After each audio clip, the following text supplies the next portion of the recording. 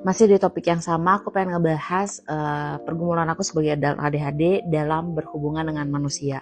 Kayaknya hari ini adalah hari terlama aku meeting sama supervisor aku dan kita ngobrolnya hampir 2,5 jam ya, dan itu tuh nggak ada kita over dominance atau apapun salah satunya, bahkan kita tuh malah open meluruskan ke miskomunikasi dan lain-lain.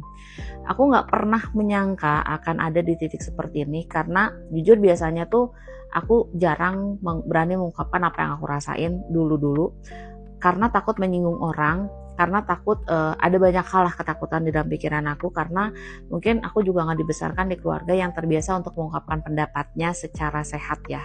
Kayaknya kalau tradisi Asia Timur kayak gitu. Maksudnya Asia lah ya, China, Indonesia gitu ya. Dan aku ngerasa bahwa hari ini tuh adalah salah satu milestone aku lagi di mana aku diskusi dan bukan mengkritisi, mengomentari, mengevaluasi kinerja supervisor aku tanpa menyinggung harkat dan martabat beliau gitu ya. Kita sama-sama orang yang people pleaser, jadi ketika saling tegur menegur itu kita saling terbuka dan lain-lain. Aku memberitahu apa boundaries aku gitu, dan aku pengennya seperti ini, lalu dia juga bisa mengungkapkan apa yang dia rasain dan pikirkan, dan ternyata selama ini dia mengkhawatirkan saya seperti ini.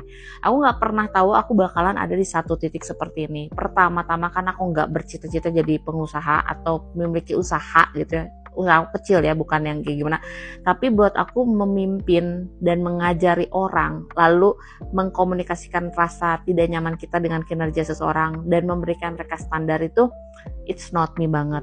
Tapi aku sangat bersyukur karena aku ada di era dimana aku ngerasa bertumbuh, belajar hal baru yang tidak pernah aku duga gitu. Dan aku juga berpikir, oh ini loh namanya grow up tuh gitu ya, namanya maturing atau mendewasa seperti ini. Dan aku gak bisa memungkiri bahwa salah satu pinpoint yang bikin aku merasa bergrow up sekarang adalah aku tahu ADHD aku, dan itulah terus alasan kenapa aku selalu sharing ADHD secara konsisten, karena aku pengen teman-teman di luar sana yang memang ternyata punya ADHD bisa dapetin self awareness ini.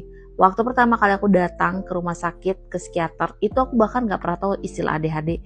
Tapi setelah aku didiagnosa ADHD dan belajar ADHD, aku merasa jalan aku yang gelap ini jadi lebih berterang, dan aku kayak, oh ternyata untuk menghadapi karakteristik aku seperti ini tuh harus begini gitu. Dan setiap hari, kayaknya sekarang setiap hari selalu ada orang yang bilang thank you Cici untuk sharing kontennya, thank you Cici untuk menceritakan secara gamblang perasaan Cici sebagai ADHD dan lain-lain. Itu tuh seperti adalah batu-batu yang setiap hari aku injek, aku ingatkan sebagai pengingat bahwa apa yang aku lakukan